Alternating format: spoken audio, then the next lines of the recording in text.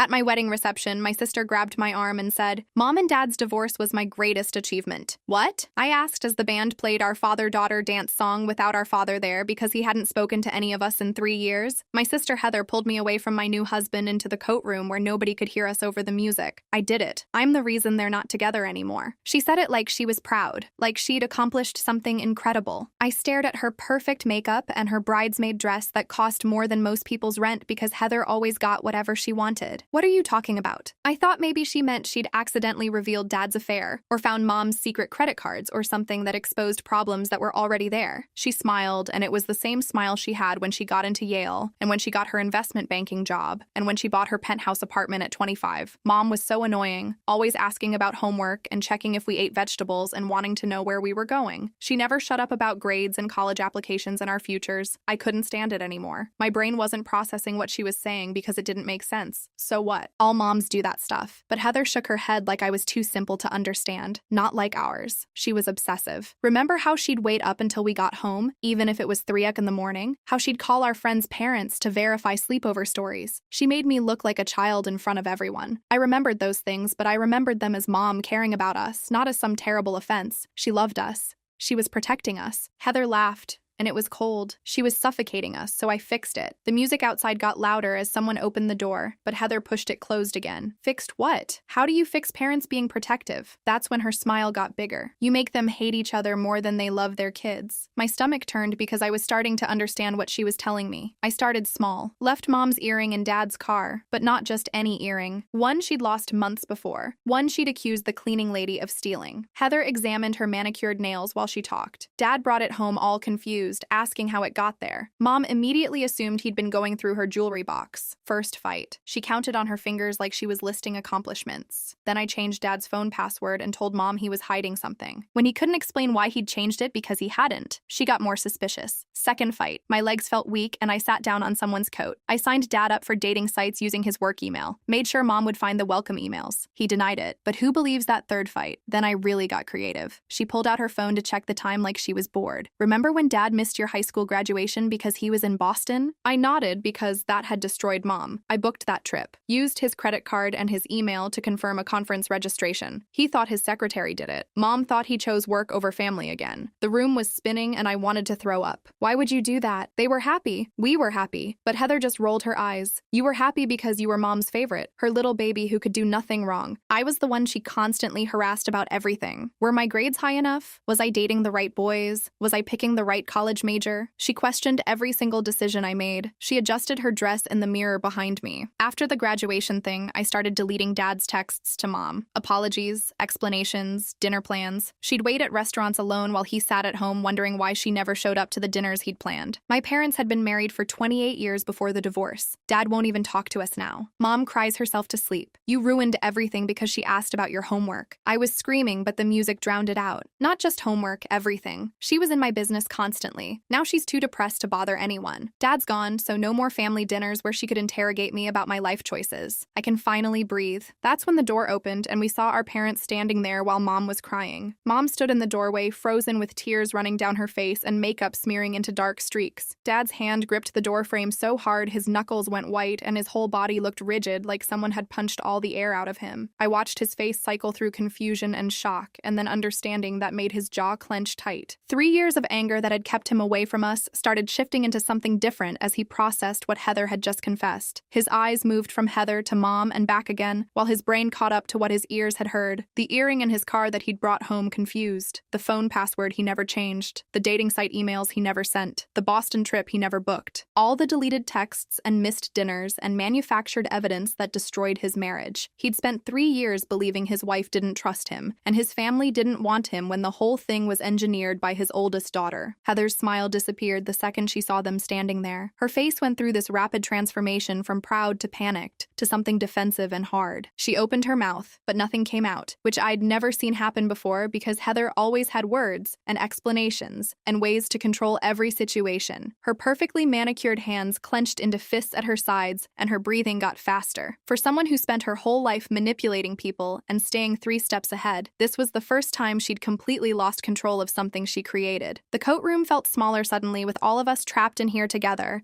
and the music still playing outside like nothing had changed. The wedding coordinator appeared behind my parents in the hallway, looking worried and professional. She asked if everything was okay because guests were starting to notice the family had disappeared and people were whispering. I could see past her to the reception hall where my wedding was supposed to be happening. Tables full of people eating appetizers and drinking champagne and dancing to the band Theo and I had spent months picking out. My brain split into two directions at once. Part of me wanted to go back out there and pretend this wasn't happening and enjoy my wedding day like I'd planned for a year. The other part knew I couldn't leave this room while my family was falling apart in front of me. My marriage to Theo had just started a few hours ago, and we had our whole lives ahead of us. But my parents' marriage that lasted 28 years was destroyed by lies and manipulation, and they deserved to know the truth, even if it meant my reception happened without me. I told the coordinator we needed a few minutes and she should tell guests we were taking photos or something. She nodded and left, but her face showed she knew something was seriously wrong. The door closed again, and we were back in the coat room that smelled like perfume and wool and now felt like a cage. Heather tried to move toward the door, but Dad stepped further into the room, blocking her path. Mom just stood there crying these quiet tears that were worse than if she'd been sobbing. The band started playing another song, and I recognized it as one from our reception playlist, which made everything feel surreal. 10 minutes passed, and the coat room turned into a war zone. Heather started defending herself, saying nobody understood what it was like living under Mom's constant questions and monitoring. Mom asked how Heather could do this to people who loved her. Dad's voice shook when he spoke, but he wasn't yelling, just asking Heather to explain why. I stood against the wall, feeling my wedding dress get wrinkled from someone's coat, and watched my family have the conversation they should have had 3 years ago. Accusations flew back and forth. Mom brought up specific incidents she now realized were manufactured. Dad asked about the business trip and the dating sites and the changed password. Heather kept saying they didn't understand the pressure she felt, but her voice got less confident as she had to explain each manipulation out loud. That's when Theo found us. He opened the door and took one look at the scene inside, and his face showed he understood this was serious, even though he didn't know details yet. He pulled the coordinator aside, and I heard him quietly tell her to announce the couple was taking a brief break and to keep serving drinks and playing music. Then he came back and stood next to me without asking what was happening because he knew I'd explain when I could. His hand found mine and squeezed, and I felt grateful I'd married someone who didn't need immediate explanations during a crisis. The coordinator's voice came over the speakers outside, saying the bride and groom would return shortly and thanking everyone for their patience. Dad's voice cut through the room, asking Heather why she would do this to people who loved her. His hands shook and his voice cracked on certain words. Heather's response came out defensive and rushed. She talked about feeling suffocated and monitored and questioned about every decision. Heather's response came out defensive and rushed. She talked about feeling suffocated and monitored and questioned about every decision. How Mom's protective parenting felt like control and surveillance. How she couldn't breathe under the constant scrutiny of her grades and boyfriends and college choices and career path. She said nobody understood what it was like being the older daughter who got all of Mom's anxiety dumped on her, that I was the favorite who could do nothing wrong while she faced interrogation about every aspect of her life. As she talked, I realized something that made my stomach hurt. Heather genuinely believed she was justified in what she did. She'd convinced herself that destroying a marriage was reasonable payback for having an overprotective mother. Mom made this horrible broken sound and collapsed into a chair someone had left in the corner. Her sobs weren't loud, but they were the kind that come from deep inside when something breaks that can't be fixed easily. The hotel manager appeared at the door, drawn by the noise,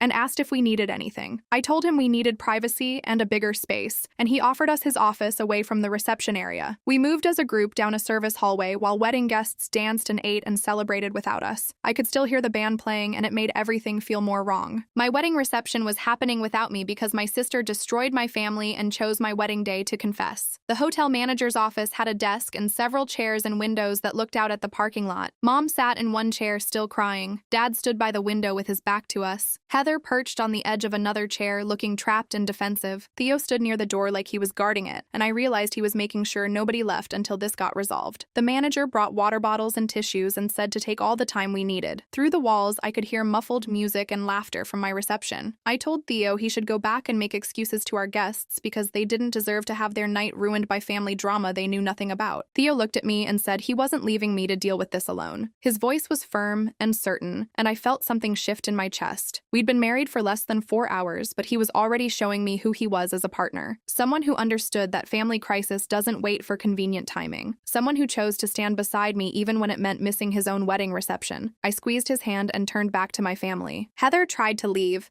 saying she'd said what she needed to say, and there was nothing more to discuss. Dad moved from the window and blocked the office door. For the first time in 3 years, they were in the same room looking at each other directly. Dad wasn't yelling though, which surprised me. His voice stayed level when he asked Heather to explain each thing she did, walk him through every manipulation step by step. Heather looked uncomfortable for the first time as she had to list her actions out loud to the people she'd hurt. The earring, the password, the dating sites, the Boston trip, the deleted messages. Each one sounded worse when she said it in front of Mom and Dad together. Mom stopped crying long enough to ask about my high school graduation. Her voice came out and broken. She wanted to know if Heather really booked that trip just to make her think Dad chose work over family. Heather hesitated, and then admitted she had. She'd used Dad's credit card and email to register him for a conference he didn't know about, made sure the dates conflicted with my graduation, wanted Mom to feel abandoned and unimportant. The look on Mom's face when she heard this broke something inside me. That graduation incident had been the beginning of the end for their marriage. The moment Mom started believing Dad didn't care about family, and it was completely manufactured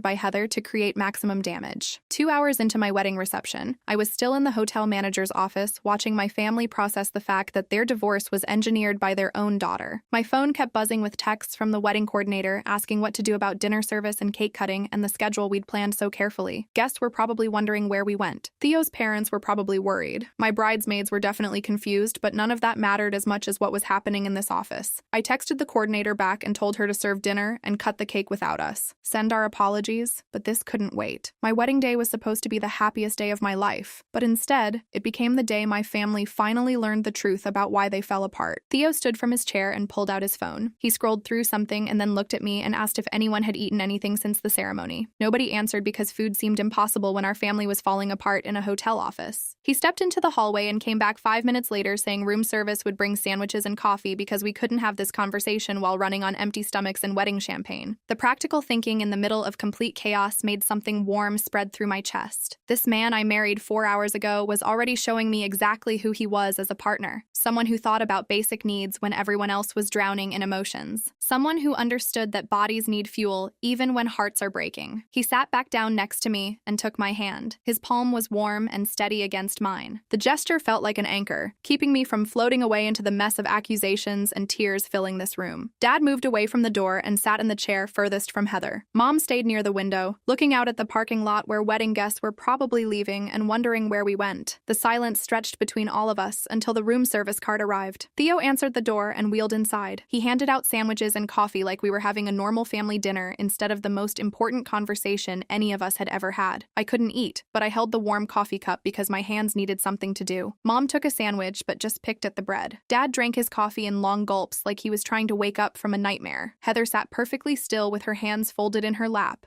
refusing to take anything Theo offered. Dad sat down his coffee cup and looked directly at Mom for the first time. His voice came out quiet and careful when he asked if she ever really believed he would cheat on her. The question hung in the air between them, heavy with 3 years of separation and pain. Mom's hands shook as she lifted her own cup. She took a sip and then another, and I could see her trying to find the right words. She finally admitted she didn't want to believe it. She knew him for 30 years. She knew he loved their family, but the evidence kept showing up. The earring, the password change, the dating site emails, the mysterious trips, the deleted messages. Each thing by itself could be explained, but together they painted a picture she couldn't ignore. Her voice broke when she said she tried to give him chances to explain, but he always seemed confused by her accusations, and that confusion made her think he was lying. Watching them talk about being victims of the same manipulation was worse than watching them fight. They were 3 years too late to fix any of this easily. The divorce was final. They'd both moved on in different ways. Dad had built a life without any of us. Mom had learned to function alone, even if she cried herself to sleep most nights.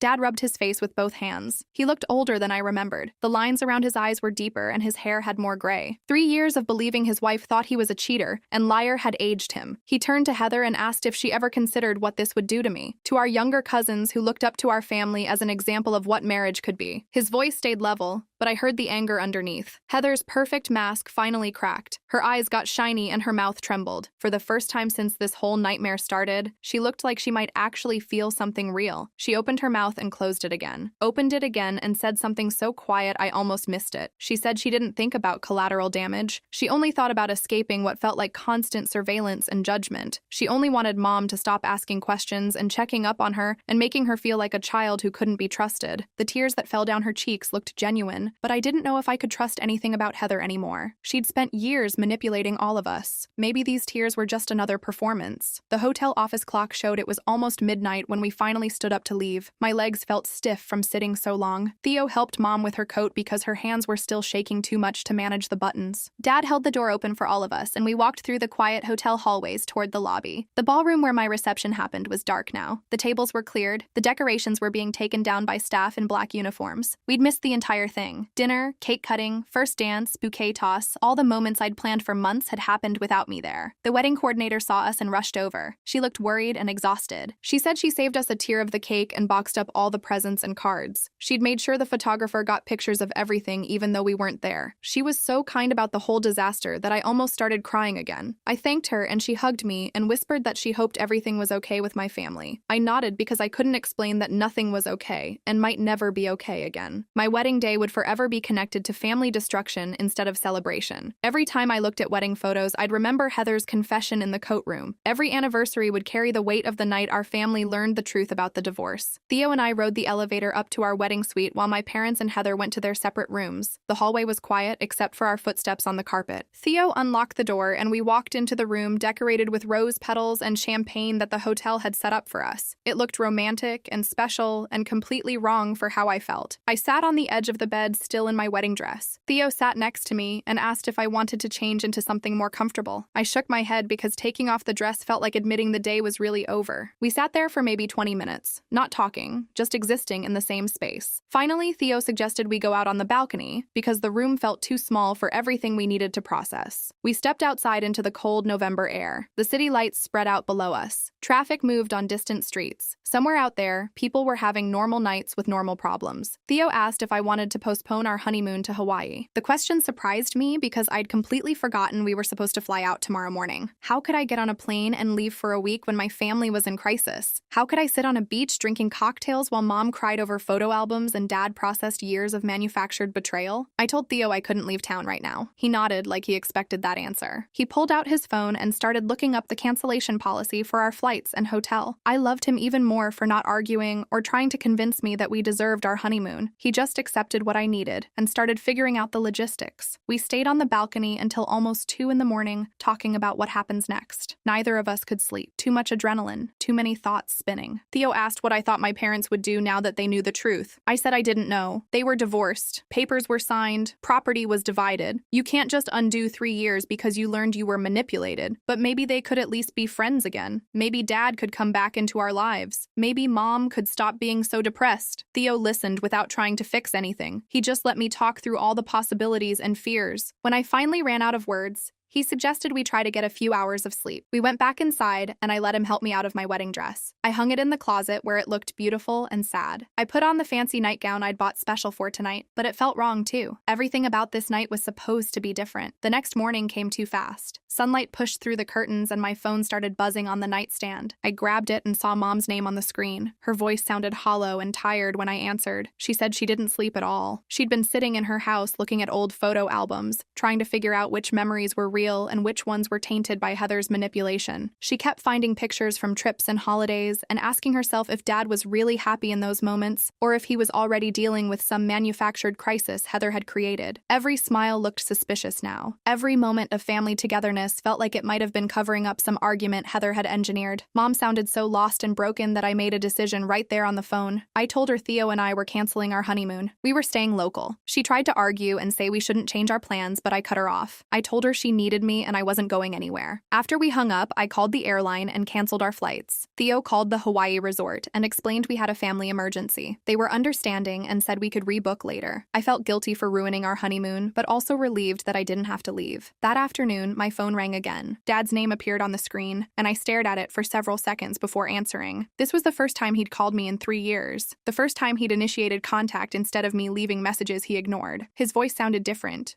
older, sadder. He said my name like he wasn't sure he still had the right to call me his daughter. Then his voice broke and he apologized for missing so much of my life. He said he was too angry to separate me from Mom and Heather. He thought if he cut them off, he had to cut me off too or the anger would destroy him. He missed my college graduation, my new job celebration, my engagement party. 3 years of moments he could never get back. He said learning about Heather's manipulation didn't erase those missed years, but it helped him understand why he felt so betrayed and angry all the time. Every time he tried to fix things with Mom, something else would go wrong, and he eventually gave up trying. Now he knew those wrong things were Heather planting more evidence and deleting more messages. I told him I understood, and I forgave him for the distance. I said everyone in this family was a victim of what Heather did. We talked for almost an hour about small things. My job, his apartment, the weather, normal father-daughter conversation we hadn't had in years. When we hung up, I cried because I'd gotten a piece of my dad back, even though the circumstances were terrible. My phone buzzed with a text from Heather. The message was long, paragraphs of explanation about her perspective. She wrote about feeling controlled and monitored her entire childhood, about Mom's constant questions making her feel like she couldn't be trusted, about the pressure to be perfect and successful, about how suffocating it felt to have someone always checking up on her. She said she knew what she did was extreme, but she didn't see another way out. She needed space and freedom, and the only way to get it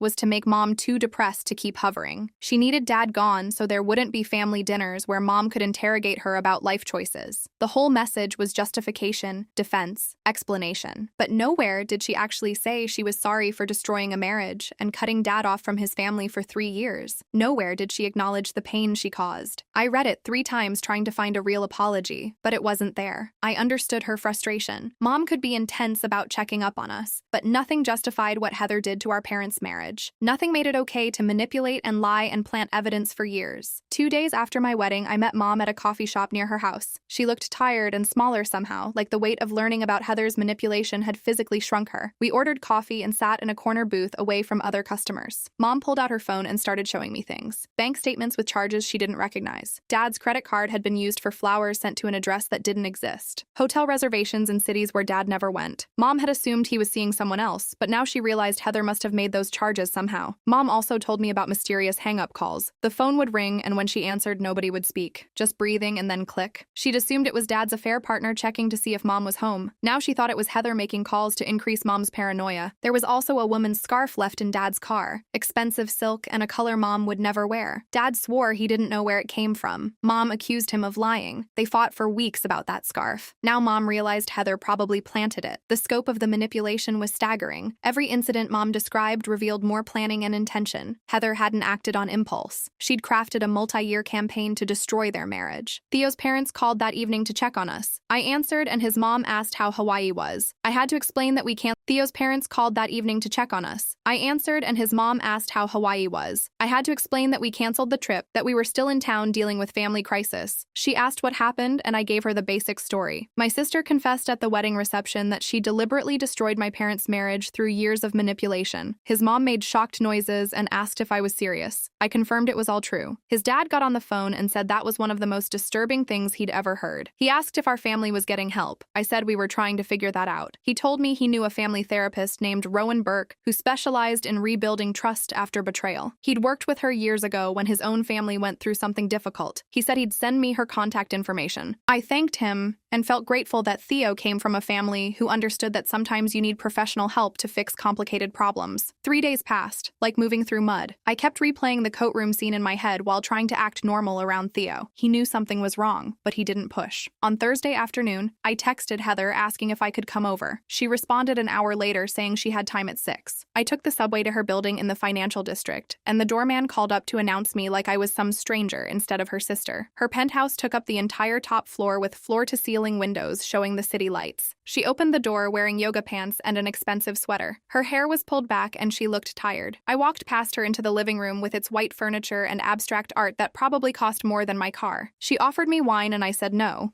because I needed to stay clear-headed for this conversation. We sat on opposite ends of her couch, and she waited for me to speak first. I asked if she'd talked to mom or dad since the wedding, and she said no. I asked if she planned to, and she shrugged like it didn't matter. Then I asked her directly if she understood what she'd done to our family. She got defensive immediately. Her voice went up, and she started talking fast about how I didn't understand what it was like being the older daughter, how mom put all her anxiety and pressure on Heather first, how every decision got questioned and analyzed, how she felt like she couldn't breathe without mom asking where she was going, and when she'd be back, and who she'd be with. I listened without interrupting because I wanted to hear her full explanation. She talked about feeling suffocated and controlled, about how mom's constant checking felt like she didn't trust Heather to make good choices, about how the questions never stopped even after Heather moved out and got her own place. She said I wouldn't understand because I was the baby who could do nothing wrong. I let her finish, and then I asked her one question. Did she ever consider just talking to mom about feeling suffocated instead of destroying a 28-year marriage? She stopped mid-sentence and stared at me. Her mouth opened, but nothing came out. I waited. Finally, she admitted that never occurred to her. She said she was so used to manipulating situations to get what she wanted that honest communication wasn't even an option she thought about. She said it like it was normal, like everyone solved problems by creating elaborate schemes instead of having difficult conversations. I asked her if she realized that made her sound like a sociopath, and she got angry. She stood up and started pacing. She said I was being dramatic and that she just did what she needed to do to get space from mom's hovering. I stayed sitting because I knew if I stood up, this would turn into a screaming match. My phone rang while we were talking. It was mom. I answered and heard her crying before she even said hello. She asked if I could come over right away. I said yes and hung up. Heather asked what was wrong, and I told her mom needed me. She rolled her eyes and said, "Of course mom needed something." I left without saying goodbye. Mom's house looked the same as always, but somehow sadder. The plants on the porch needed watering, and the paint was starting to peel. She opened the door with red eyes and tissues in her hand. We went to the kitchen and she made tea neither of us drank. She pulled out her laptop and showed me her email account. She'd been going through old folders looking for something else and found a folder she didn't recognize. It was hidden in her archived mail and labeled with a random string of numbers. Inside were dozens of emails from Dad, apologies for things he never did, explanations for misunderstandings that never got resolved, dinner plans she never saw, anniversary messages, birthday wishes. Every single one was from the years leading up to the divorce. Mom was shaking as she scrolled through them. She said she never received any of these emails. She would have remembered. She would have responded, but they were all marked as read, even though she never read them. Heather must have accessed her email account somehow and moved them to this hidden folder so Mom would never see them. Every attempt Dad made to fix things got intercepted and destroyed. Mom kept saying she could have saved the marriage if she'd just seen these emails, if she'd known he was trying, if she'd understood he wasn't actually avoiding her or choosing work over family. I didn't know what to say. The scope of Heather's manipulation kept getting bigger. Mom asked if I knew about this, and I said no. She asked if I thought Heather did other things too, and I said, probably. We sat there in her kitchen, surrounded by evidence of a marriage that could have been saved. The next morning, I was making coffee when I remembered something. 3 years ago, Dad sent me a birthday card. Mom told me it never arrived, but she'd forward it when it showed up. It never did. Same thing happened at Christmas. Mom said the post office must have lost the packages, but now I wondered if they ever made it to Mom's house at all. I called her and asked if she still had the mail from that time period. She said she kept everything in boxes in the garage because she couldn't bring herself to throw away anything from that year. I drove over and we spent 2 hours going through old mail. No cards,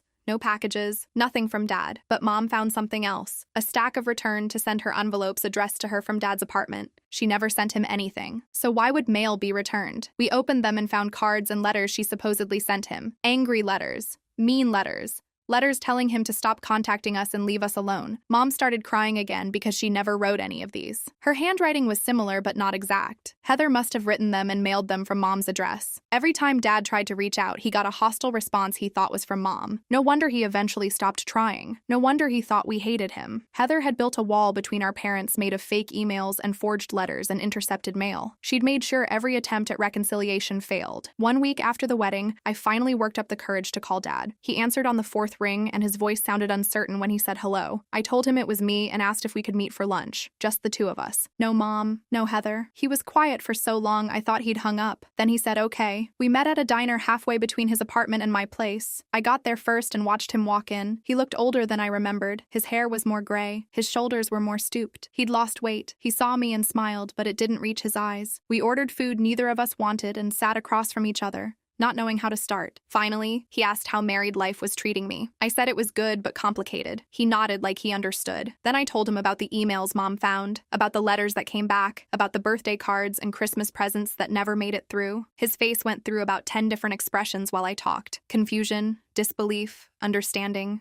anger, grief. He put his head in his hands and just sat there. When he looked up, his eyes were wet. He told me about the loneliness of being cut off from his family while not understanding what he did wrong, how he'd replay conversations in his head trying to figure out where everything went bad, how he'd call and get sent to voicemail, how he'd email and get hostile responses, how he'd send cards and never hear back. He said he felt like he was going crazy because he couldn't figure out what he'd done that was so terrible his whole family would cut him off. Now he knew it wasn't him. It was Heather making sure every bridge got burned, every connection got severed, every attempt at communication failed. Dad told me he eventually stopped trying because every attempt seemed to make things worse. He thought maybe we were better off without him. Maybe he was toxic somehow and didn't realize it. Maybe the best thing he could do for his family was stay away. Learning that Heather sabotaged everything made him angry all over again. He thought maybe we were better off without him. Maybe he was toxic somehow and didn't realize it. Maybe the best thing he could do for his family was stay away. Learning that Heather sabotaged everything made him angry all over again. But this time, the anger had a clear target. He asked me how long this went on, and I said years. He asked me why, and I explained about Heather feeling suffocated by Mom's hovering. He stared at me like I was speaking another language. He said, feeling annoyed by a parent's questions didn't justify destroying a marriage and cutting a father off from his children. I agreed. He asked if Heather showed any remorse, and I said, no, not really. He pushed his untouched food away and said he didn't know if he could forgive her. I said I understood. He asked about Mom, and I told him she was devastated. He asked if she wanted to talk to him, and I said I thought so, but I wasn't sure. We sat there for another hour just talking about random things. My job, his job, the apartment he'd been living in,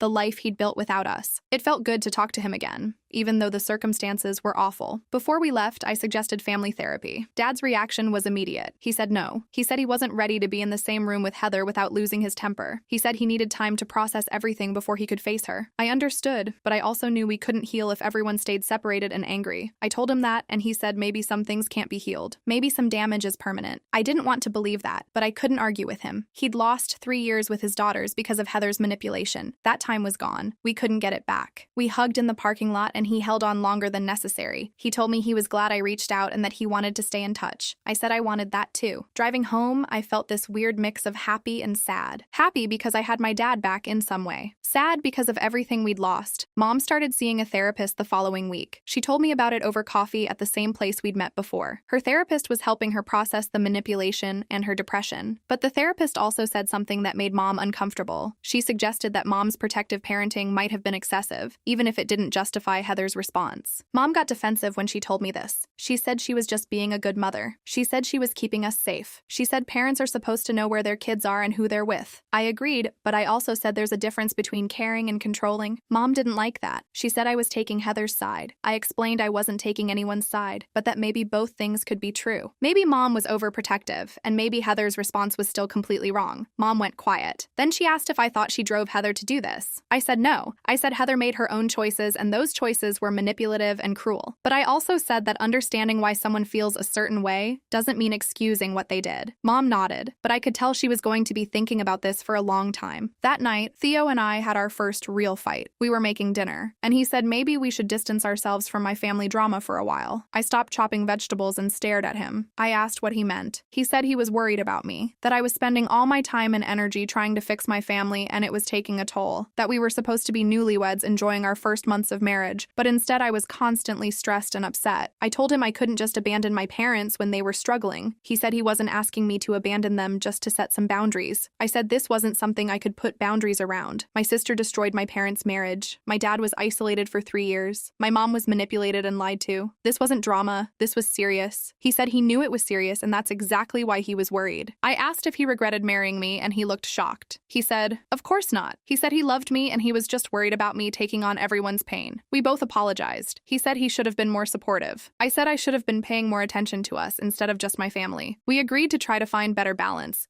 but I knew that was going to be hard. 2 weeks after the wedding, I went back to work. My coworkers immediately asked about the honeymoon. I'd been dreading this. I made up a story about changing plans because of a family emergency. I kept it vague. They asked follow-up questions and I deflected. My boss noticed I was distracted during our team meeting. She pulled me aside afterward and asked if everything was okay at home. I said it was fine, just some family stuff. She looked at me like she knew I was lying. but she didn't push. She just said if I needed time off or needed to talk, her door was open. I thanked her and went back to my desk. Sitting there trying to focus on spreadsheets and emails felt impossible. My mind kept drifting to Dad sitting alone in his apartment, to Mom going through old emails looking for evidence of the marriage she lost, to Heather in her expensive penthouse, probably not even thinking about the damage she'd caused. I didn't know how to be normal anymore. I didn't know how to care about quarterly reports and project deadlines when my family was falling apart, but I also couldn't quit my job or fall apart at work. So I did what I had to do. I focused on my computer screen and pretended everything was fine. I got home from work that evening and found Theo sitting on the couch looking uncomfortable. He said Heather had shown up an hour ago and knocked for 10 minutes straight before he finally answered. She wanted to come in and wait for me, but he told her I wasn't ready for that yet. She'd gotten angry and said he was keeping her from her own sister. He'd stood in the doorway blocking her and said I needed space. She'd called him controlling and said he was turning me against my family. Then she'd left, but not before saying this wasn't over. I sat down next to him and thanked him for handling it. He asked if I was okay, and I said I didn't know. Part of me wanted to see Heather and demand better answers. Part of me never wanted to see her again. He squeezed my hand and said whatever I decided he'd support me. The next morning, my phone rang while I was making coffee. The caller ID showed a number I didn't recognize. I almost didn't answer, but something made me pick up. A man's voice said my name and asked if I had a minute to talk. I said yes, even though I had no idea who this was. He introduced himself as Uncle Caleb, Dad's younger brother. I hadn't heard from him in years because he lived across the country, and our family had fallen apart. He said Dad had finally told him everything about what Heather did. His voice was shaking when he said he couldn't believe his niece had destroyed a marriage on purpose. He'd known something was wrong when Dad stopped coming to family events and wouldn't explain why. Now it all made sense. He asked how I was holding up, and I started crying, because nobody had asked me that in weeks. Everyone was so focused on Mom and Dad and what Heather did that nobody noticed I was drowning too. He listened while I talked about the wedding and the confession and trying to hold everyone together. Then he offered to help facilitate conversations between family members. He said he'd maintained relationships with everyone over the years and wasn't directly involved in the conflict. Maybe he could be a neutral person who helped us communicate. I agreed immediately because I needed help and didn't know where else to get it. 2 days later, Mom called me sobbing. She'd been cleaning out the attic, looking for old tax documents when she found a box of Heather's things from college. Inside were journals that Heather had kept during her sophomore and junior years. Mom had started reading them, hoping to understand her daughter better. What she found made her sick. Entry after entry about feeling controlled and monitored, about Mom's constant questions and check-ins being suffocating, about wanting freedom and independence and not knowing how to get it. Then the entry shifted. Heather started writing about making Mom and Dad fight more, about small things she could do to create distance between them. She'd written out plans for planting evidence and manufacturing conflicts. She documented her progress like it was a school project. Mom read me some of the entries over the phone. One said Mom was too wrapped up in everyone's business and needed something else to focus on, like a failing marriage. Another said Dad was too trusting and would never suspect his own daughter of sabotage. The detail and planning were scary. This wasn't impulsive anger. This was calculated destruction over years. Mom said she couldn't stop reading, even though every page made her feel worse. She kept hoping to find an trusting and would never suspect his own daughter of sabotage. The detail and planning were scary. This wasn't impulsive anger. This was calculated destruction over years. Mom said she couldn't stop reading, even though every page made her feel worse. She kept hoping to find an entry where Heather regretted what she'd done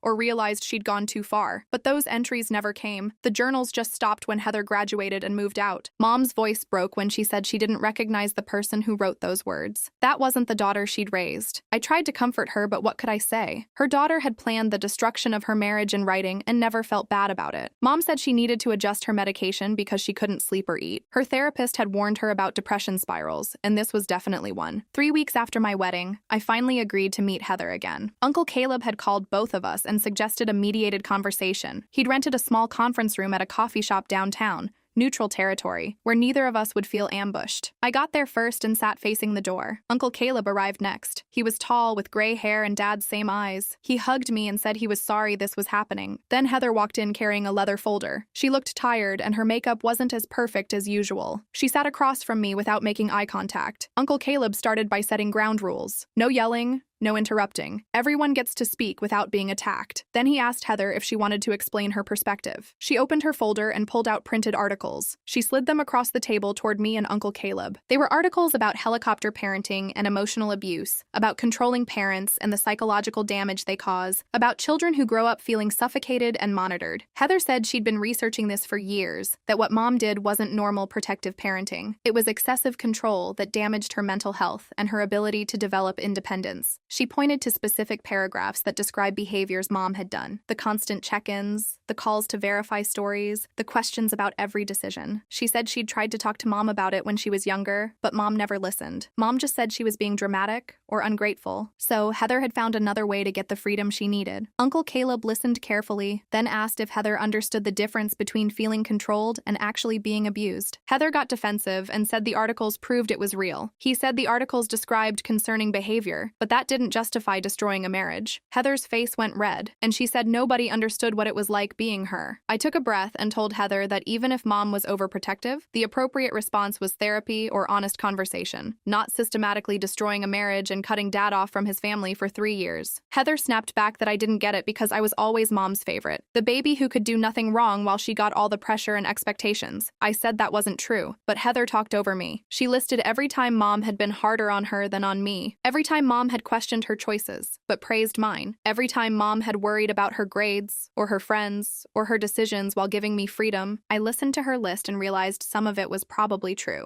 Mom had been more anxious with Heather, but I also knew that's what happens with first kids. Parents are more nervous and make more mistakes. That didn't excuse what Heather had done. I told her that, and she stood up like she was going to leave. Uncle Caleb asked her to sit back down. He said we needed to work through this, not run away from it. Heather sat, but she looked angry. Uncle Caleb looked at Heather and said something that made the room go quiet. He pointed out that Heather's current success and independence proved she'd survived Mom's parenting just fine. She'd gotten into Yale. She had a great job. She owned a penthouse. She had the freedom and control over her life that she'd always wanted. Maybe the real issue wasn't Mom's parenting. Maybe the real issue was that Heather couldn't admit she was wrong, that she'd taken her frustration too far and destroyed people who loved her. Heather's face went from red to white. She grabbed her folder and stood up so fast her chair fell over. She said Uncle Caleb didn't know anything about her life, that he hadn't been there for the years of constant monitoring and control, that nobody in this family understood what she'd been through. Then she walked out. Uncle Caleb and I sat there in silence. He said he was sorry that didn't go better. I said, at least we tried. But I knew Heather wasn't ready to admit what she'd done was wrong. Maybe she never would be. A week later, Uncle Caleb called to say Dad had agreed to meet with Mom. First time in 3 years they'd be in the same room. Uncle Caleb suggested doing it at my apartment with him and me there as support. I agreed even though the idea made me nervous. I cleaned my apartment 3 times. Theo helped me rearrange furniture so there'd be enough seating. We put out coffee and snacks even though I doubted anyone would eat. Mom arrived first. She looked small and scared. She sat on one end of the couch and folded her hands in her lap. Dad came 15 minutes later. He stood in the doorway looking at Mom like he wasn't sure she was real. Uncle Caleb guided him to the chair across from her. They sat on opposite sides of my living room looking at each other like strangers. I could see 3 years of silence in the space between them. All the words they hadn't said, all the explanations that never happened, all the manufactured fights and fake evidence that had convinced them to hate each other. Uncle Caleb started by reminding them why we were here to talk about what Heather had done and figure out how to move forward. Dad spoke first. His voice was rough, like he hadn't used it much. He said he'd been so angry for so long that he'd forgotten what it felt like to not be angry. When he found out Heather had manipulated everything, the anger had shifted, but it hadn't gone away. Now he was angry at her instead of at Mom, but he was also angry at himself for believing the lies so easily, for giving up on his marriage without fighting harder. Mom started crying quietly. She said she was sorry for believing the evidence Heather had planted, sorry for doubting Dad when he denied everything, sorry for letting her suspicions destroy what they'd built together. Dad's eyes filled with tears, and he said he was sorry too. Sorry for shutting everyone out for 3 years. Sorry for missing so much of my life and Mom's life. Sorry for not trying harder to figure out what was really going on. They were both crying now, and I could see they still cared about each other. But I could also see that too much had happened. 3 years of silence and pain and separate lives. They couldn't just go back to being married like nothing had changed. The damage was too deep. Uncle Caleb asked if they wanted to try being friends, if they could rebuild some kind of relationship, even if it wasn't romantic. Dad said he'd like that. Mom nodded and said she would too. They talked for 2 more hours about small things. Memories from when we were kids, updates on their separate lives, careful conversations that avoided the biggest wounds. When they left, they hugged goodbye. It was awkward and brief, but it was something. Uncle Caleb stayed after they'd gone and told me I'd done a good thing bringing them together. I wasn't sure. They were talking again, but they were still broken. 1 month after my wedding, Theo and I finally took a long weekend trip to the mountains. We'd postponed our honeymoon, but we needed to get away from everything. We drove 3 hours to a cabin rental surrounded by pine trees. No cell service, no family drama, just us and and the quiet. We hiked during the day and sat by the fire at night. On the second evening, Theo asked how I was really doing with everything. I'd been avoiding that question, even from myself. I told him I was angry at Heather, angry that she destroyed our family because she felt controlled. But I was also heartbroken for everyone involved. For Mom, who'd been manipulated into believing her husband was cheating. For Dad, who'd lost 3 years with his family. For Heather, who was so convinced she was right that she couldn't see the damage she'd caused. Theo listened and held my hand. He said it was okay to feel multiple things at once, that I didn't have to pick a side or have all the answers. We sat there watching the fire, and I felt some of the tension leave my body. The distance from everything helped me see it more clearly. My family was broken, but we were trying to heal. That was something. When we got back home and turned our phones on, I had 7 missed calls from Mom. I called her back immediately, worried something had happened. She said Heather's boss had called her in for a conversation about ethical behavior. Apparently, word about what Heather had done had spread through family and friends. Someone who knew someone at Heather's company had mentioned it. The boss wanted to know if the rumors were true that Heather had deliberately destroyed her parents' marriage through manipulation and lies. Knew someone at Heather's company had mentioned it. The boss wanted to know if the rumors were true that Heather had deliberately destroyed her parents' marriage through manipulation and lies. Heather had tried to deny it, but the boss said the story was too specific and too consistent across multiple sources. The company valued integrity and ethical behavior. They couldn't have someone on staff who'd engaged in that level of calculated deception, even if it was personal, not professional. Heather hadn't been fired, but she'd been told her behavior was watched. She'd lost a major client whose wife had heard about the situation and refused to work with her. Her professional reputation was taking hits she hadn't expected. Mom said Heather had called her crying about it, asking Mom to help fix her reputation. Mom had said no, that Heather needed to face the consequences of her choices. I hung up feeling complicated. Part of me was glad Heather was facing real consequences. Part of me felt bad that her whole life was affected, but mostly I felt tired. Tired of the drama and the pain and the constant crisis. I just wanted my family to be okay again. 2 days later, Mom called to tell me she and Dad were meeting for coffee. Just the two of them. No lawyers or mediators or family members watching. She sounded nervous, but also something else. Hopeful, maybe. I asked if she was sure that was a good idea, and she said probably not, but they needed to talk without everyone else adding their opinions. Dad had texted her asking to meet,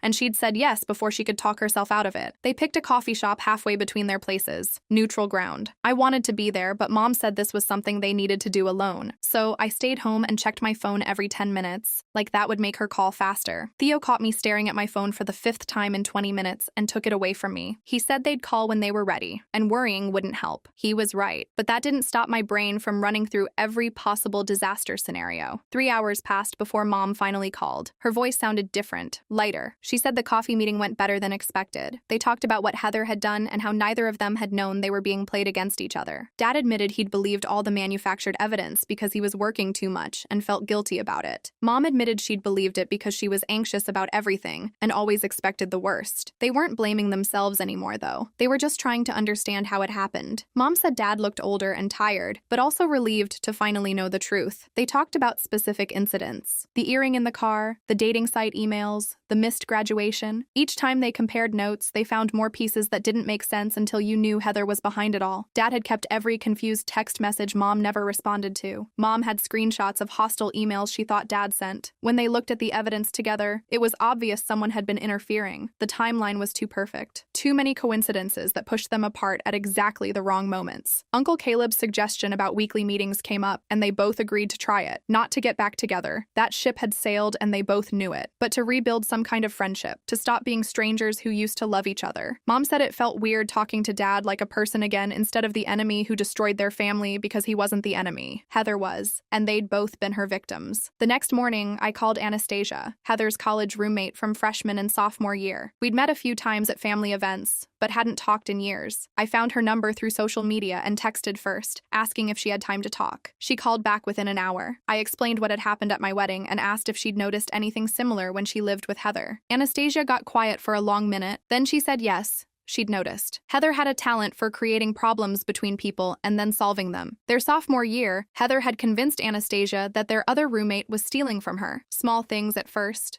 a hair tie, some quarters from a jar, then bigger things like a necklace and some cash. Anastasia confronted the roommate who denied everything and seemed genuinely confused. The accusations caused huge fights. The roommate moved out mid-semester. 2 years later, Anastasia found the stolen necklace in a box of Heather's things she'd left behind. She'd confronted Heather about it, and Heather had laughed it off, saying the roommate probably planted it there to make Heather look bad. But Anastasia knew. She knew Heather had taken the stuff and framed the other girl just to get her to leave. When I asked why Anastasia said Heather didn't like sharing space or attention, the other roommate was popular and social and Heather hated that, so she manufactured a reason to get rid of her. Anastasia also mentioned that Heather was always skilled at reading people and knowing exactly what buttons to push. She could make you doubt yourself without you realizing she was doing it. Little comments about your judgment or your memory. Subtle suggestions that maybe you were wrong about what you saw or heard. It was so gradual you didn't notice until you were second-guessing everything. I asked if Anastasia thought Heather had done this kind of thing before our parents, and she said definitely. Heather had caused drama between other friends, between her boyfriend and his roommate, between her study group members, always positioning herself as the reasonable one trying to help while secretly making everything worse. Anastasia said she distanced herself from Heather junior year because being around her felt exhausting. Like you always had to watch what you said and did because it might get twisted later. I thanked her for being honest, and she said she was sorry about my parents, that she wished she'd said something years ago, but she hadn't realized the pattern was that serious. We hung up and I sat there processing what I'd learned. Heather had been doing this for at least a decade, maybe longer. This wasn't a one-time thing she did because mom was annoying. This was who she was. 5 weeks after my wedding, we had our first family therapy session. Rowan Burke's office was in a medical building downtown, beige walls and comfortable chairs and a white noise machine outside the door. I got there early with Theo. Mom arrived 10 minutes later looking nervous. Dad showed up right on time. Uncle Caleb came last because he'd gotten stuck in traffic. We all sat in Rowan's waiting room, not talking much, just existing in the same space and trying not to think too hard about why we were there. Rowan came out at exactly 3. She was younger than I expected, maybe 40. Dark hair pulled back, kind eyes, but also sharp like she didn't miss anything. She shook everyone's hand and invited us into her office. The room was bigger than the waiting area, with windows overlooking the street. We arranged ourselves on 2 couches facing each other. Mom and Dad on opposite couches.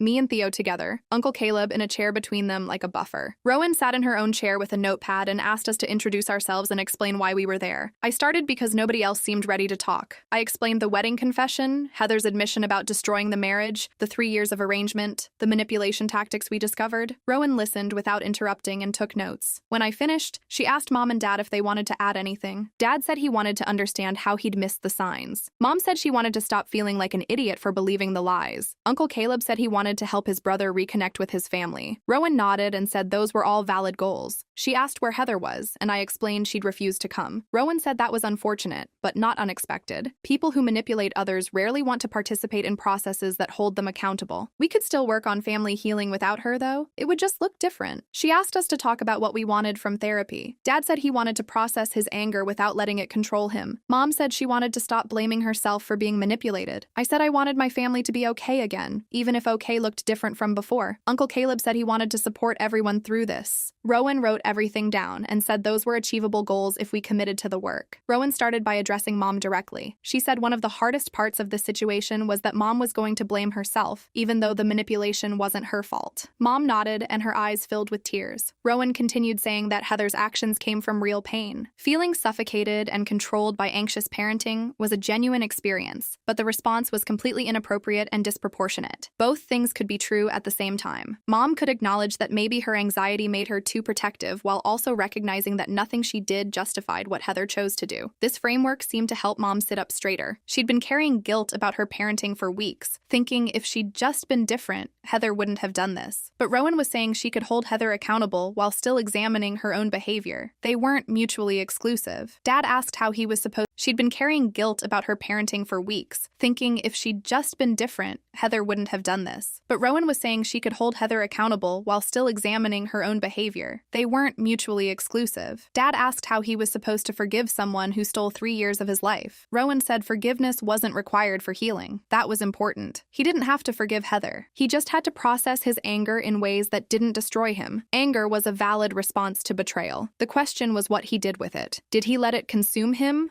or did he use it as information about his boundaries and values? Dad seemed relieved by this, like he'd been worried therapy would force him to forgive and forget. Rowan explained that healing meant accepting what happened and finding ways to move forward. It didn't mean pretending everything was fine or that the damage didn't matter. We talked for another 40 minutes about specific incidents and how they'd affected each person. Mom described waiting at restaurants alone, thinking Dad had stood her up. Dad described the confusion of being accused of things he didn't do. I described watching my family fall apart and not understanding why. Uncle Caleb described maintaining contact with Dad while the rest of the family cut him off and feeling torn between both sides. Rowan listened to all of it and helped us see patterns we'd missed. How Heather had isolated Dad specifically. How she'd fed Mom's anxiety while making Dad look uncaring. How she'd kept everyone separated so they couldn't compare notes. The manipulation was sophisticated and deliberate, not something that happened by accident. At the end of the session, Rowan gave us homework. She wanted me to start documenting everything I'd learned about Heather's tactics. Not to use against her, but to help me process the betrayal and see patterns I'd missed. She wanted Mom and Dad to keep having their coffee meetings and practicing honest communication. She wanted Uncle Caleb to continue being a neutral support for everyone. We scheduled another session for 2 weeks later and left the office feeling drained, but also slightly hopeful, like maybe we could actually heal from this. I started the documentation project that night, opened a new document on my laptop,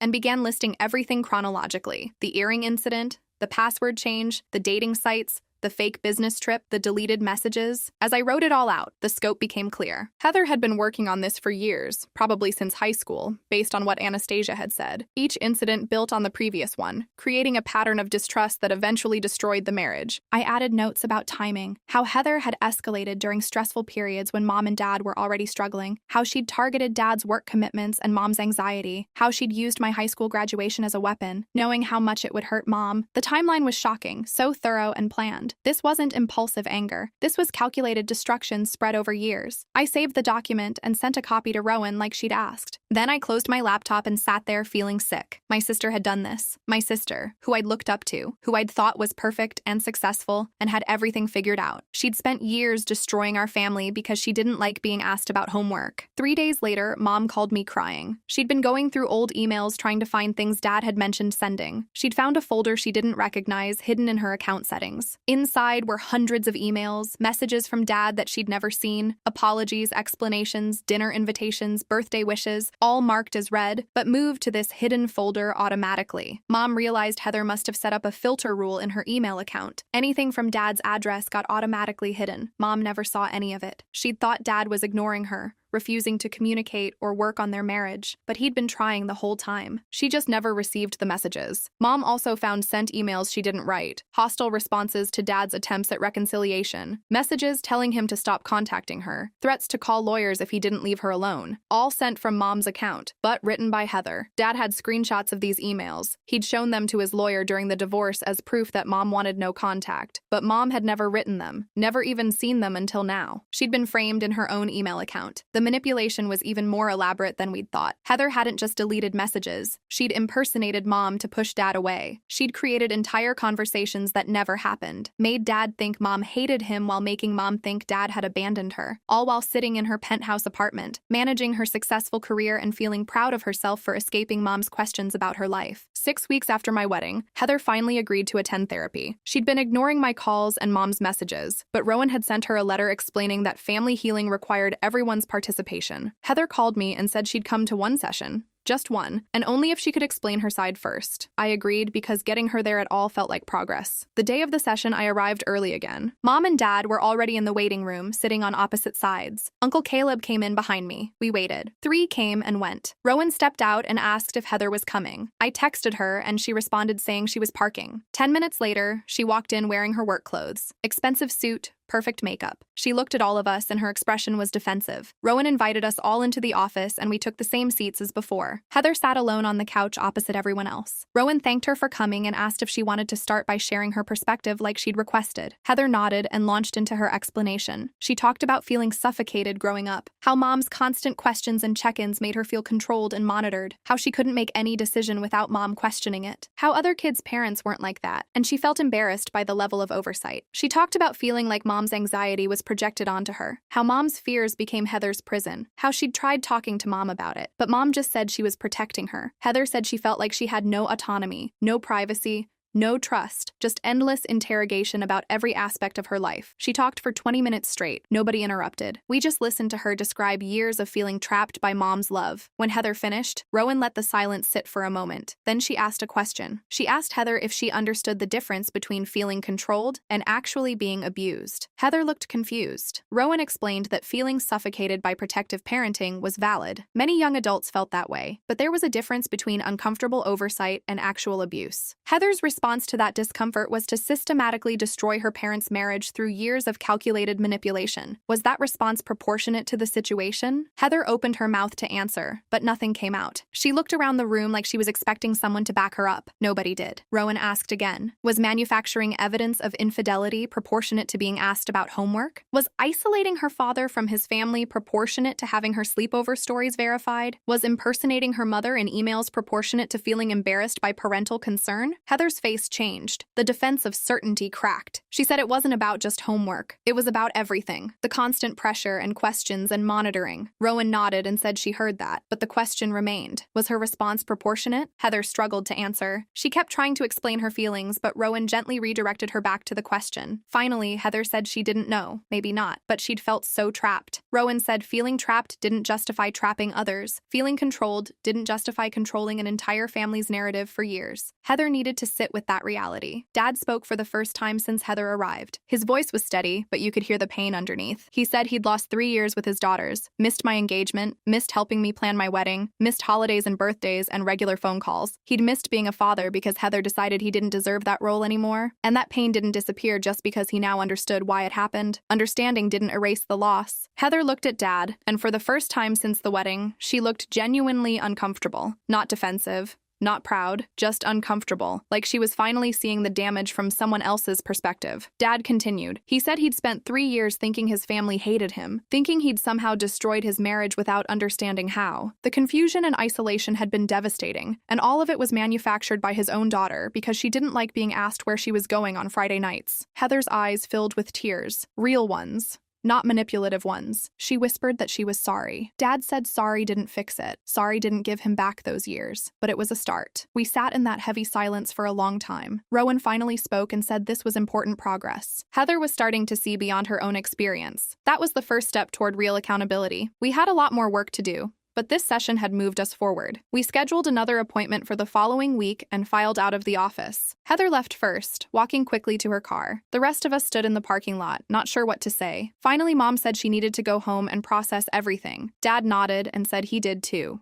Walking quickly to her car. The rest of us stood in the parking lot, not sure what to say. Finally, Mom said she needed to go home and process everything. Dad nodded and said he did too. We all went our separate ways, but something had shifted. Heather's certainty had cracked, and that crack was the first real opening toward healing. The next therapy session happened 2 days later, and Mom showed up early. She sat in the waiting room with her hands folded in her lap, looking nervous, like she was preparing for something important. When Heather arrived, she looked surprised to see Mom already there, but she sat down across from her anyway. Rowan came out and invited us all in, and we took our usual seats in the circle. Mom cleared her throat and looked directly at Heather for the first time without anger or tears clouding her expression. She asked if Heather ever stopped to think about why she asked so many questions and checked in so often. Heather started to give her standard response about feeling controlled, but Mom held up her hand and kept talking. She explained that when Heather was born, the doctor said she might have complications, and Mom spent the first year terrified something would go wrong. That fear never really left even when Heather grew healthy and strong. Every question about homework or friends or where she was going came from a place of wanting to protect her daughter, not control her. Mom's voice shook when she said she knew her anxiety probably felt suffocating, but it came from love, not manipulation. Heather sat very still listening, and her face changed from defensive to something softer. She admitted quietly that she never thought about what motivated Mom's behavior. She just felt the pressure and the constant monitoring and assumed it was about control. Rowan asked Heather to sit with that realization for a moment and really consider the difference between a parent acting from fear and love versus one acting from a desire to dominate. Heather nodded slowly and said she understood what Mom was saying, even if it didn't change how trapped she felt back then. Mom reached across the space between their chairs and touched Heather's hand briefly before pulling back. It wasn't forgiveness and it wasn't reconciliation, but it was a crack in the wall between them. Rowan said this was significant progress because Heather was starting to see beyond her own experience and consider other perspectives. We scheduled another session for the following week and left feeling like maybe healing was actually possible, even if it would take a long time. 8 weeks had passed since my wedding when I met Theo for coffee coffee before work and told him the therapy sessions were actually helping. He looked relieved because he'd been worried about how much energy I was putting into fixing my family. We talked about maybe planning a short trip somewhere, just the two of us, to celebrate our marriage without all the drama. That afternoon, Rowan called to update me on her individual sessions with each family member. She said Heather was starting to acknowledge specific harm she caused,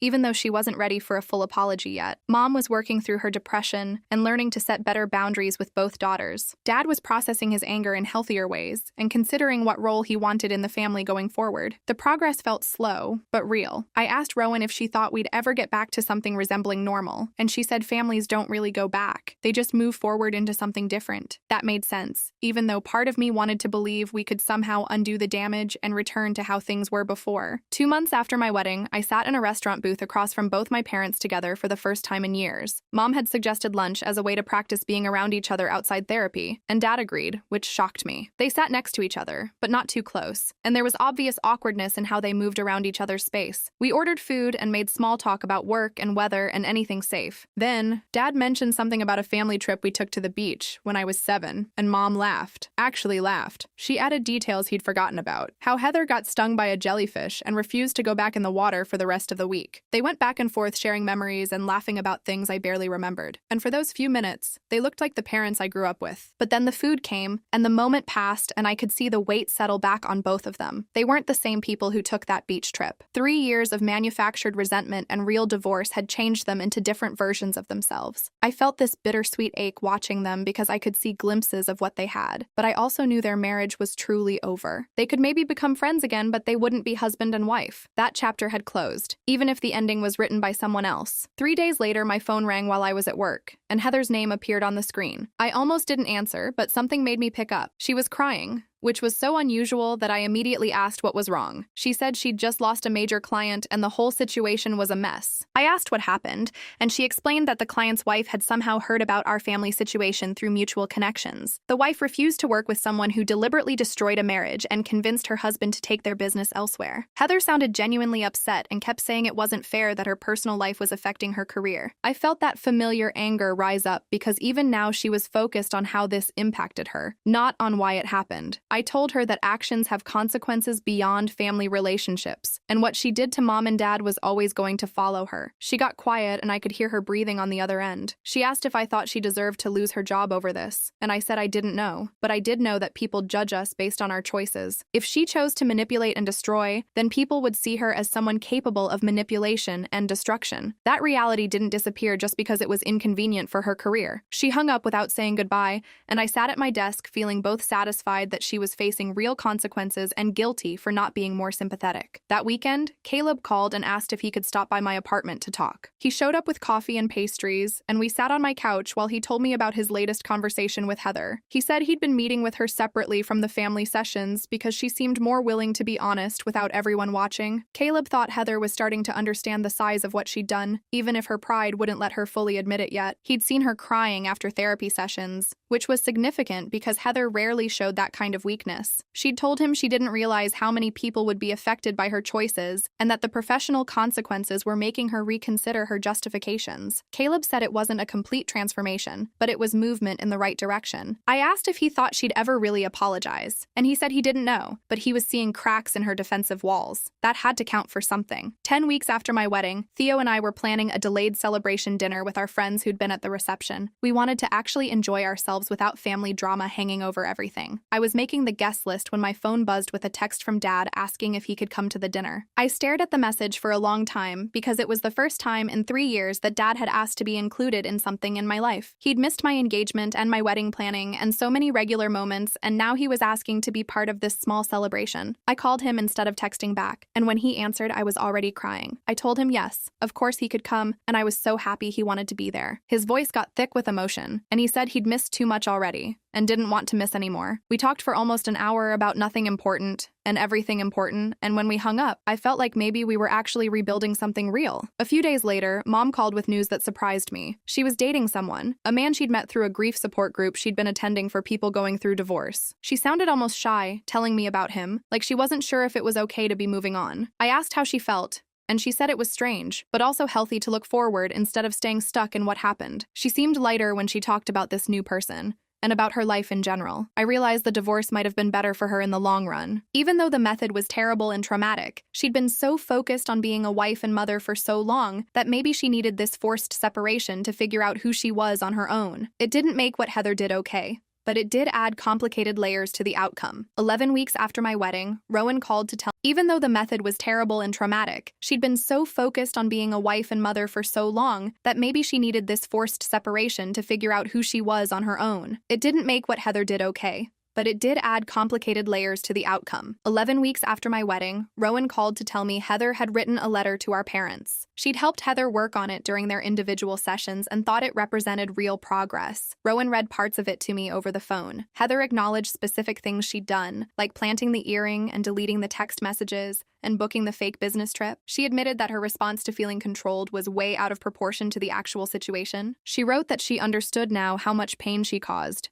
and that understanding didn't erase the harm, but it was a starting point. The letter wasn't a complete apology, because Heather still defended some of her feelings, even while admitting her actions were wrong, but it was more than she'd given before. Rowan said this was significant for someone who rarely admitted fault about anything. She was sending the letter to Mom and Dad that afternoon, and wanted me to know in case they called upset or emotional. I thanked her and sat with the knowledge that maybe Heather was actually capable of growth, even if it was happening slowly and painfully. 3 months after my wedding, our family gathered at my apartment for dinner. I'd spent all day cooking and cleaning and trying to make everything perfect because I wanted this to work. Mom arrived first with wine and flowers, looking nervous but determined. Dad came next, and he and Mom exchanged awkward hells before settling into different parts of my living room. Heather showed up last, and the temperature in the room dropped when she walked in. Dad barely looked at her, and she kept her distance from him. We sat down to eat, and the conversation was stilted and careful, like we were all walking on broken glass. Heather and Dad didn't speak directly to each other the whole night, but everyone stayed. Everyone tried. We were all in the same room attempting to move forward, and that would have been impossible just weeks ago. The tension was obvious and uncomfortable, but we got through the meal without anyone leaving or fighting. When everyone left, I cleaned up the dishes and cried because it was both progress and proof of how broken we still were. During dinner, Dad had pulled me into the kitchen while I was getting dessert. He put his hand on my shoulder and told me thank you for not giving up on this family. He said watching me fight to keep everyone connected inspired him to try harder, even when it felt pointless. I told him I learned that kind of stubbornness from Mom, and he smiled this sad smile and agreed. He said Mom always was the strongest person he knew, even if it took him too long to remember that. We stood there for a moment in my small kitchen, and I felt grateful that at least Dad and I had found our way back to each other, even if the whole family was still figuring things out. Our last therapy session with Rowan happened on a Thursday afternoon in early February, when the sun came through her office windows and made everything look softer than it really was. Mom sat on the left side of the couch, and Dad sat on the right with me in the middle like I'd been doing for 3 months now. Heather came late and took the chair by the door like she always did when she couldn't avoid showing up. Rowan looked at her notes and then at each of us before she started talking about progress. She said we'd done really hard work facing the manipulation and starting to rebuild trust between people who'd been hurt badly. She talked about how Mom and Dad were communicating again and how I'd kept everyone connected, even when it would have been easier to walk away. Then she looked at Heather and said she was glad Heather had started acknowledging the harm she caused, even though it was difficult. But Rowan's face got more serious when she told us that healing from this kind of betrayal takes years,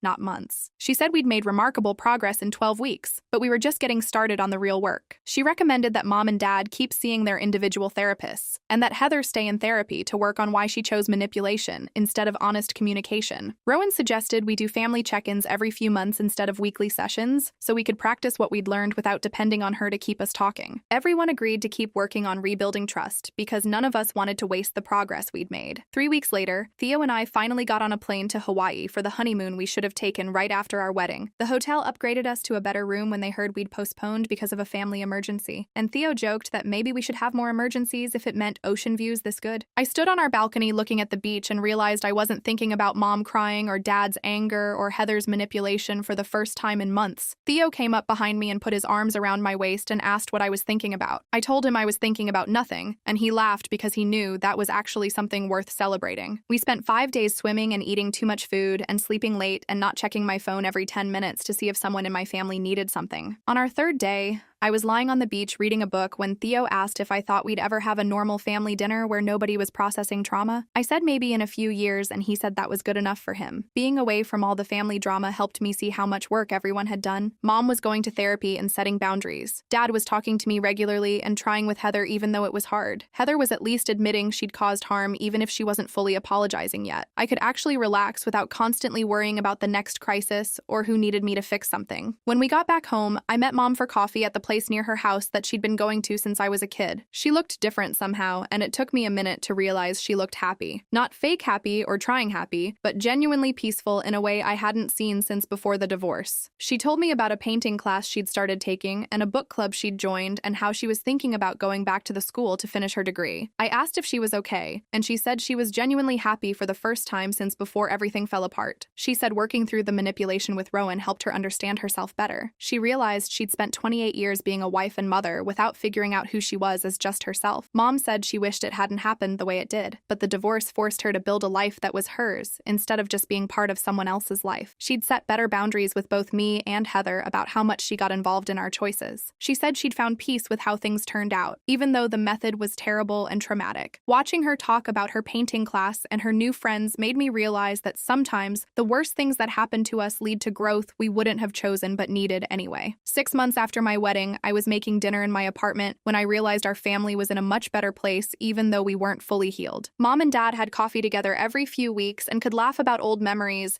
without the manufactured resentment Heather had built between them. I talked to Dad regularly, and he'd started coming to dinners at my place and asking about my life in ways he hadn't done in years. Heather was still in therapy working on her control issues and why she chose manipulation over honest conversation when she felt suffocated. My marriage to Theo was stronger because we'd weathered a massive family crisis together in our first few months and figured out how to support each other through really hard things. Life wasn't perfect, and some wounds would always be there. Dad and Heather barely spoke and probably wouldn't have a close relationship for years, if ever. Mom still had moments where she got sad about the divorce and the time she lost. I still got angry sometimes when I thought about how Heather destroyed our family because she didn't like being asked about homework.